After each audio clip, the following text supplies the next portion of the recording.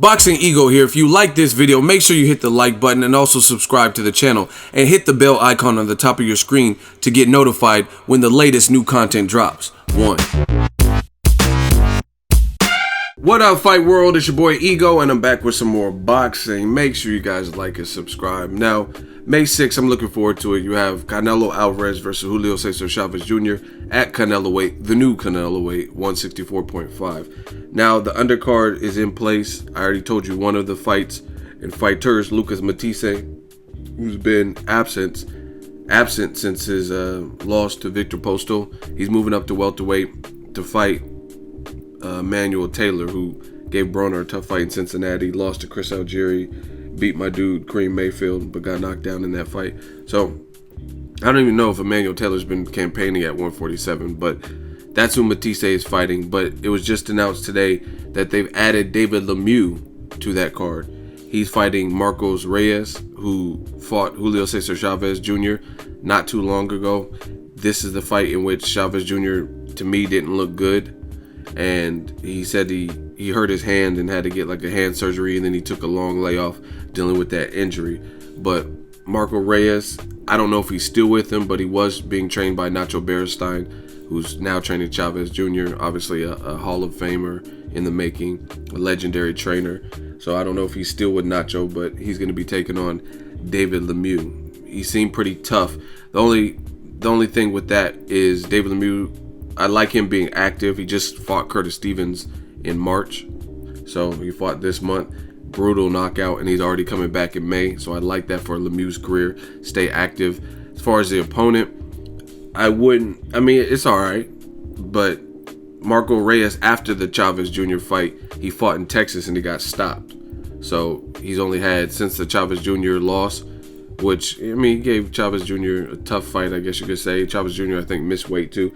But after that, he fought like 1 or 2, maybe 3 times, and one of those was a stoppage loss in Texas. So David Lemieux should clearly be the favorite. It's not really the most meaningful fight, just kind of like the Curtis Stevenson probably meant a little bit more for the division. So, I mean, it really doesn't establish the top middleweight with Golovkin and Jacobs, but I give props to Golden Boy for at least they're trying to make it worth the fans' while in terms of the undercard, because sometimes you just get a main event and that's it. Another card fight that they added is Jojo Diaz, who is being praised, and he's going to be fighting against Manuel Tino Avila. So that should be a good fight, and I like that fight. I think that's, as far as the undercard, that's probably the best fight. Tino Avila, he's from the same area as me. He's from the 707. He's from Fairfield. So shout out to that, on the flats. And that's a good fight because somebody's O has to go, and they have very similar records. Jojo Diaz Jr. has a record of 23-0, 13 knockouts. And Tino Avila has a record of 22-0 with 8 knockouts, right? So both guys have very similar records, and they're going to be on the card as well. And I think David Lemieux is the co-main event, is how they're doing it. So that's the HBO pay-per-view card. You got Lucas Matisse versus Emmanuel Taylor. You have David Lemieux versus Marcos Reyes. You have Tino Avila versus Jojo Diaz, both undefeated. And then, of course, the main event, Canelo versus Chavez Jr. So for Cinco de Mayo weekend, I think it's solid. Is it the one card with Mayweather, Canelo, and having Danny Garcia, Lucas Matisse on the co-main event? No, it's not. But I think the fights will at least be exciting. Like, they should have some good entertainment. I mean, Lucas Matisse is a knockout artist. I want to see how his power looks, how he does coming off of a stoppage loss, his first ever. So I want to see how he does off a long layoff, see how his power carries up to 147. Lemieux's never really in a boring fight. His fight with Christian Fabian Rios, though, that was kind of dull. But I mean, he made up for it in the Curtis Stevens. That's a knockout of the year. Him and Mikey Garcia, as far as what I've seen in the high-profile fights, have the knockouts of the year for 2017 so far. So it should be at the very least entertaining, and same with the main event. Now, here's the other thing I know. In this business, you have to have the ability to foreshadow a little bit. And one thing I noticed is, I don't know if Canelo Golovkin is going to happen. I wrote an article about it. It's on the website, BOXINGEGO.com. I'll try to link to it in the description. Make sure you guys check out the website and support not just the YouTube, but everything. The website, and Instagram, Facebook. We're everywhere. And one thing that I noticed is getting kind of hairy, if you will. Pause. And that's because Oscar De La Hoya is basically kind of clowning and challenging Golovkin's star power, since he did under 200,000 pay-per-view buys versus Daniel Jacobs, which was a great fight and a great co-main event with Chocolatito. I was at that fight live. I covered that one, and I had fun. And I thought the main event and co-main event were really good, but it didn't translate to pay-per-view sales. Maybe it's the streaming. I don't know. Maybe it's Golovkin's star power, but De La Hoya has noticed it, and he says they're going to renegotiate. So that's a problem, because the first negotiations didn't necessarily go well because we didn't get the fight. You know what I mean? They offered a flat rate, and K2, Tom Loeffler, Team Triple G, they wanted a percentage split. They're like, hey, this fight could do X amount of dollars. Why should we be stuck with a flat rate of 15 million? But now they lost even more bargaining chips and more leverage, as far as I'm concerned, because they did poor numbers. They did under 200,000 for a very meaningful fight, which was considered to be the biggest challenge and step up and test for Golovkin. So I don't know what's going to happen with the negotiations there. Another issue that I talked about is De La Hoya says the rumored plan is for Golovkin to have a fight in Kazakhstan, his homeland, versus Billy Joe Saunders. Billy Joe Saunders is the missing link. Billy Joe Saunders says, get a pair of balls and sign the contract, yada, yada, yada. And I'm down to fight him even in Kazakhstan. And he's the missing link to Golovkin becoming undisputed champion at middleweight. So that's been the dream or the vision for Team Golovkin and Gennadievich Golovkin. And that's the last piece of the puzzle, Billy Joe Saunders. But Oscar De La Hoya threatened, basically, and he says, if you guys fight in June, that's going to totally throw off and disrupt the Canelo versus Triple G fight from happening in September. Because after Canelo Chavez Jr., we got investors and people who are down to start promoting Canelo and Golovkin the day after. So if you want to fight in September, you need to really reconsider fighting in June. So to me, I can't say it won't happen, because boxing is fickle like that. I didn't even think Canelo Chavez Jr. would happen based on the weight disparity, right? And then it is happening. So I don't know, but just from these early indications, it doesn't look good. And another indication, which is related to this video, finally going to connect the dots for you guys, is putting David Lemieux on the card. And the reason, some people, again, you don't, oh, what does that have to do with anything? But to me, that's a strategy. And that's building interest, because David Lemieux just fought and he had a knockout of the year versus Kurt Stevens this month. And they're putting him already back on the card. David Lemieux works with Eye of the Tiger management, but he also works with Golden Boy. He's with them. He has a pact with them. So the fact that they're putting him on the Canelo card makes me believe, and it leads me to believe, that they are trying to build future interest between a Canelo and David Lemieux fight, right? And that's something, it's a tactic that they've always used in boxing. I remember Guillermo El Chacal Rigondeaux. He was in talks, not in talks, but it was rumored and people wanted to see the fight between him, Rigondeaux, and Nonito Donaire. And Top Rank, who was managing both fighters at that time, they put Rigondeaux on the co-main event of a Donaire main event fight. Unfortunately, Rigondeaux's fight got canceled because his opponent failed his blood test. They thought he had AIDS or something like that, but it turns out he had some kind of disease or disorder. And I think he might have been from Thailand or Vietnamese. It was an opponent, and he failed his drug test and he couldn't pass his medical, so Rigondeaux's fight got scrapped. But they wanted to put, you guys could do the research, they wanted to put Rigondeaux on the Donaire card to build a future interest for Donaire and Rigondeaux, who eventually fought. And I could think of several examples of this in boxing, where they'll have a main event, even Mayweather Canelo. That's a fight that they're kind of building towards, and Canelo has fought on more than one Floyd Mayweather undercard. He fought Shane Mosley on a Mayweather undercard, and he also fought, I think, Alfonso Gomez on a Floyd Mayweather undercard. See how I know my stuff off the top of my head? So that's nothing new in the world of boxing for promoters to build an interest to a future fight by staging guys on the same card to give them both the exposure, you know what I mean?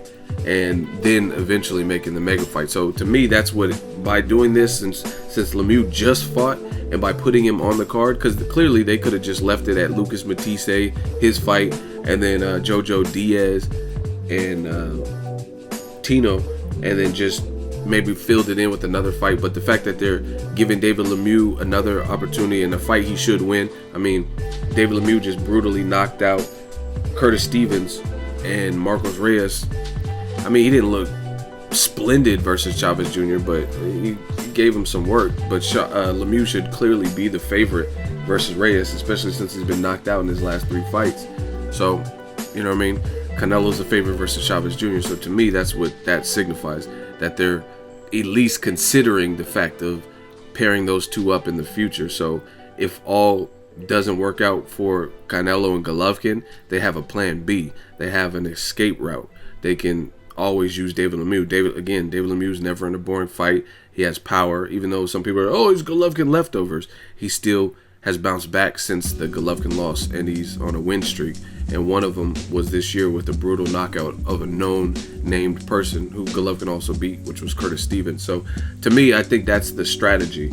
So doesn't really give me reassurance that the Canelo Golovkin fight will happen in September, but I never really had reassurance based on what I seen happen last year. Oh, give us one voluntary fight. Then they both did the voluntary fights, Amir Khan for Canelo, and then Triple G fought Wade, and then they were supposed to negotiate, and Canelo vacated his belt. So, I mean, excuse me if I'm pessimistic about Canelo Golovkin happening. Especially, like I said, there's more complications, and I did a full video on this, but the fact that Golovkin's star power is not there, he's selling tickets and putting asses in the seats, but it's not relative to ticket sales or pay-per-view buys. That's what I mean, pay-per-view buys.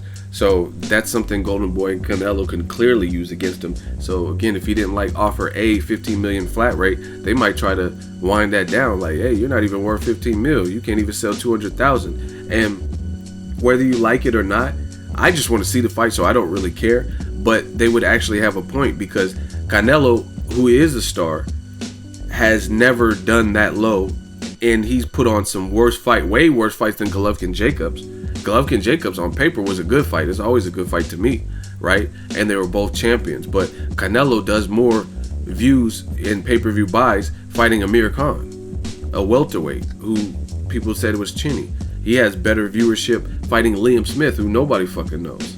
You know what I mean? So in all actuality, Golden Boy, if they don't really care about making the fight and be like, it's a risk, we don't have to, we want to give Golovkin, they can rightfully do that, because Golovkin's numbers aren't translating. And it's funny because there's a million Golovkin diehard, Golovkin's the best, pound for pound. You go to YouTube, any Golovkin video, you'll see that. You'll see like radical love for him, no matter what he does. Like people like myself who have criticized Golovkin's resume, and I think I've always maintained the same thing. He's a good fighter, but the way he's being praised by HBO and the credit he's been given, I can't put him in the best of the 25 in the last 25 years above Miguel Cotto and stuff, when Cotto has a hell of a resume and Golovkin didn't. You know what I mean? His best on paper fight was Daniel Jacobs, and some people think he lost that fight. You know what I'm saying? So I can't put him up there like that. And in that criticism, people say, oh, you hate Golovkin, and they're radical and defend no matter what he does. If he says Canelo's a businessman for fighting Amir Khan, a welterweight, and then he turns around for whatever reason, Chris Eubank Jr. or whatever, and fights a welterweight, they make excuses. But again, where are those people when it's coming time to buy the Golovkin pay-per-view buy? So, I mean, if that's really your man's like that, and you really have this admiration for him, support his events so you wouldn't have to go through this. Now, since you guys haven't supported him the same way Canelo gets support, right, or Floyd Mayweather events or whoever, Pacquiao, now it puts Golovkin in a precarious position, because he could fight Billy Joe Saunders for less money than he would fight Canelo, and it'll probably ruin the chances. That's what Oscar's saying. It'll probably ruin the chances of fighting against Canelo this year. Or he can hold out and hope that he likes the offer from Golden Boy and kind of wait and then it may not happen because he might not like the offer. So it kind of puts him in a tough position because he loses leverage by continuing to have lower than expectations in terms of pay-per-view numbers. And that's just a fact. Canelo Alvarez got dominated by Floyd Mayweather, schooled. He looked bad. Coming off of a loss, Alfredo Pedro Angulo got stopped by Erislandy Lara. Both fighters were coming off a loss, and they did 300,000+ on pay-per-view. Both fighters coming off a loss in the main event. All they did was name it toe-to-toe. El Perro Angulo versus Canelo Alvarez, toe-to-toe. And it did better numbers than a meaningful fight, which turned out to be a good fight, which was Daniel Jacobs and Golovkin. So clearly Canelo is the bigger star, any way you slice it. Let me know what you guys think. Will David Lemieux be of interest to Golden Boy for a Canelo fight? I actually don't mind the fight. Obviously, Golovkin is the fight I want to see the most with Canelo, just because we've already talked about it and waited. But let me know what you guys think. That is the undercard for Canelo Chavez May 6th. Drop it in the comment section. Make sure you share the video, like the video as always. Hate, comment, and subscribe. Till next video is Ego signing off. So if you enjoyed this video and want more content like this on the channel, you can show your appreciation by going to the PayPal donate button or the YouTube support button, and you can donate any amount that you feel is equivalent to the value of this video. Much more to come. Thank you guys for your support. Boxing Ego, the future of boxing.